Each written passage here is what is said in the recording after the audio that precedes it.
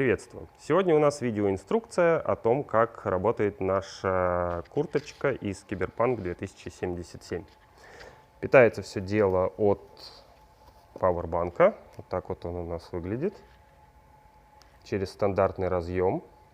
Это обычный пауэрбанк. У него есть microUSB гнездо для зарядки и гнездо для зарядки айфоновской. Это пауэрбанк на 5000 ампер-часов. Теоретическое время работы с этим пауэрбанком 1,5 часа. Но стоит, конечно, еще на практике проверить это утверждение, потому как у нас что лента, что пауэрбанк китайские. Соответственно, доверять характеристикам, которые на них написаны, ну, как минимум, немножко опрометчиво. Так что отчет о том, сколько же все-таки это все работает, мы узнаем уже непосредственно от заказчика. Пока покажу вам, как выглядит сама по себе куртка. Хранить лучше это все дело, когда мы этим не пользуемся, выткнув USB-порт, потому что, несмотря на то, что лента выключена, она все равно немножко потребляет питание, и безопаснее хранить, когда у вас все выткнуто из розетки. Для управления используется вот такой вот небольшой пульт. Так вот он выглядит. Приедет он с небольшой пластиковой чекой, засунутой вот сюда. Ее нужно не забыть удалить.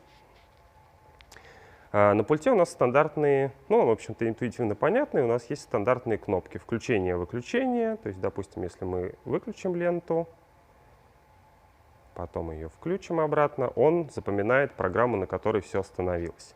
Батарейки этот пульт любит только свежие, поэтому лучше проверять. Вот видите, загорается лампочка, значит все хорошо. Если лампочка начинает загораться тускло, пульт уже может перестать работать. На пульте также есть кнопка «Авто».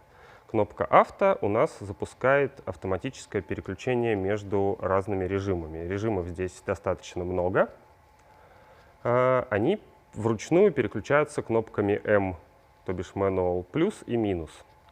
Центральной анимацией у нас является вот это вот радужное переключение цветов.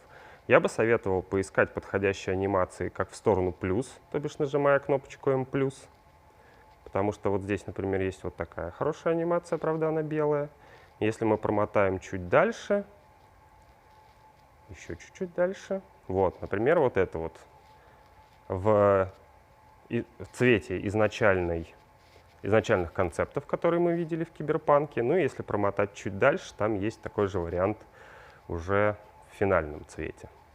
А если мы от центральной анимации, опять же, авто, M-, начнем нажимать в обратную сторону, вначале будут переключаться стандартные цвета без анимаций.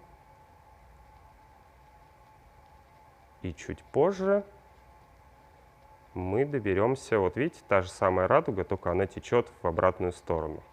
И если мы еще немножко помотаем, мы доберемся немножко до других анимаций. В общем, с пультом стоит поиграться, но интересные анимации достаточно близко от стартовой находятся, только в обе стороны, то есть и в сторону плюса, и в сторону минуса. Также здесь кнопка есть S- и S+. Эта кнопка регулирует скорость анимации, то есть вы ее можете сделать быстрее, можете сделать медленнее. Помимо этого, здесь находятся кнопки яркости, но для этого нам нужно перейти в режим стандартных цветов. Как вы видели, от центральной анимации, если нажать минус, мы можем одной кнопочкой подряд переключать цвета.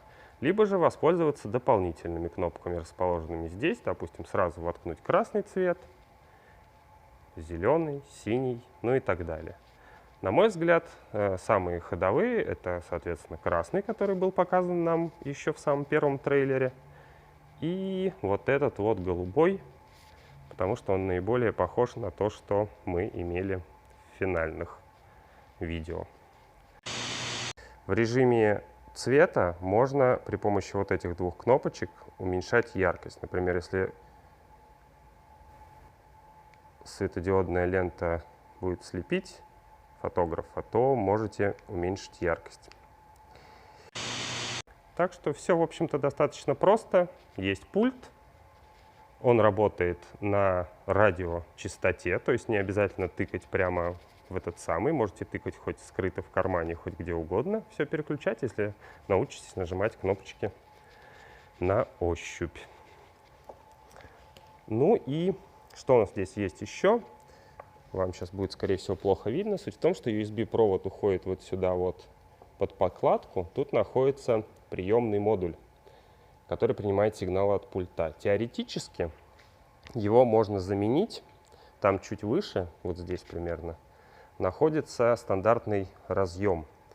Теоретически можно заменить этот модуль, например, на модуль, который связывается по Bluetooth. Тогда тем же самым воротником можно будет управлять по Bluetooth стандарту, скачав специальное приложение в мобильный телефон.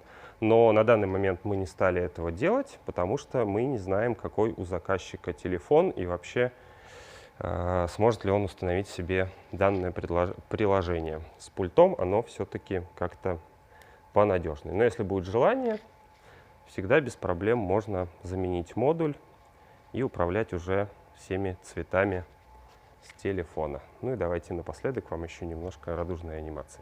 Та-дам! Все, всем спасибо, пока-пока.